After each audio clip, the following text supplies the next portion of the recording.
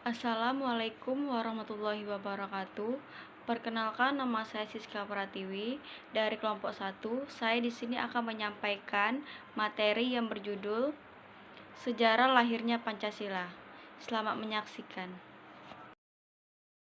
Perumusan dan lahirnya Pancasila pada tanggal 1 Maret 1945. Dibentuk Badan Penyelidik Usaha Persiapan Kemerdekaan Indonesia yang diketuai oleh Dr. Kanjeng Raden Temenggung atau KRT Rajiman Widyodiningrat. Satu, dalam upaya merumuskan Pancasila sebagai dasar negara yang resmi, terdapat usulan-usulan pribadi yang dikemukakan dalam Badan Penyelidik Usaha Persiapan Kemerdekaan Indonesia, yaitu 5 dasar oleh Muhammad Yamin yang berpidato pada tanggal 29 Mei 1945.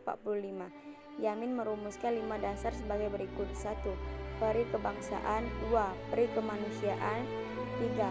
Peri ketuhanan. 4. Peri kerakyatan. 5. Kesejahteraan rakyat. 2.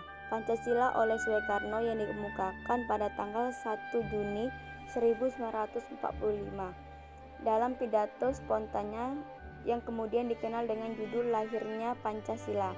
Soekarno mengemukakan dasar-dasar sebagai berikut. 1.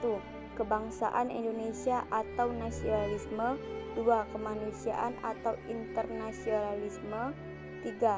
Mufakat atau demokrasi.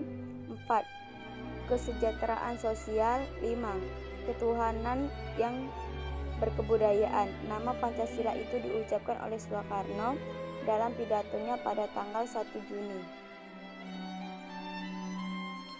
Setelah rumusan Pancasila diterima sebagai dasar negara secara resmi, beberapa dokumen penetapannya ialah: rumusan pertama, Piagam Jakarta atau Jakarta Charter, tanggal 22 Juni 1945.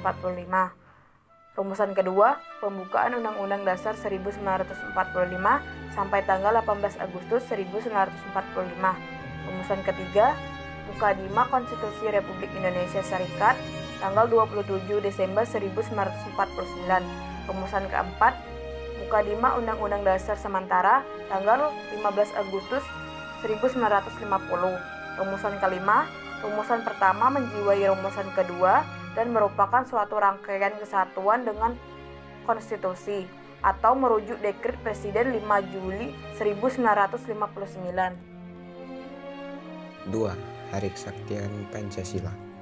Pada tanggal 30 September 1965 terjadi insiden yang dinamakan Gerakan 30 September G30S atau yang biasa disebut. Insiden ini sendiri masih menjadi perdebatan di tengah lingkungan akademisi mengenai siapa pengiatnya dan apa motif di belakangnya. Akan tetapi, otoritas militer dan kelompok keagamaan terbesar saat itu menyebarkan kabar bahwa insiden tersebut merupakan usaha PKI mengubah unsur Pancasila menjadi ideologi komunis untuk membubarkan Partai Komunis Indonesia dan membenarkan peristiwa pembantaian di Indonesia tahun 1965 hingga 1966. Pada hari itu, 6 jenderal, 1 kapten, serta beberapa orang lainnya dibunuh oleh oknum-oknum yang digambarkan pemerintah sebagai upaya kudeta gejolak yang timbul akibat G30S sendiri. Pada akhirnya berhasil diredam oleh otoritas militer Indonesia. Pemerintahan Orde Baru kemudian menetapkan 30 September sebagai hari peringatan gerakan 30 September atau G30S dan 1 Oktober ditetapkan sebagai Hari Kesaktian Pancasila.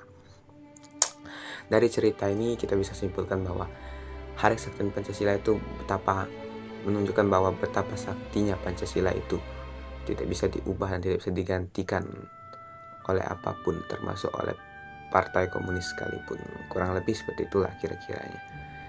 Baiklah, 3. Fungsi dan kedudukan Pancasila. 1. Pancasila sebagai jiwa bangsa Indonesia. 2. Pancasila sebagai kepribadian bangsa Indonesia. 3. Pancasila sebagai pandangan hidup bangsa Indonesia. 4. Pancasila sebagai dasar negara Indonesia.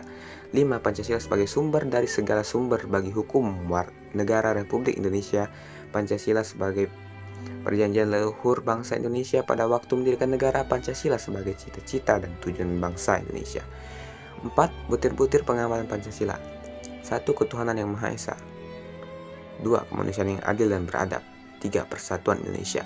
4. Kerakyatan yang dipimpin oleh hikmah kebijaksanaan dalam permusyawaratan perwakilan. 5. Keadilan sosial bagi seluruh rakyat Indonesia. 1. Ketuhanan Maha Esa itu maksudnya rakyat Indonesia itu memiliki Tuhan yang beragama, percaya pada Tuhan. 2. Kemanusiaan yang adil dan beradab. Kita menjadi manusia yang adil dan beradab, mempunyai moral, mempunyai adab dalam bersosialisasi dan beradaptasi dengan manusia satu sama lain. 3. Persatuan Indonesia.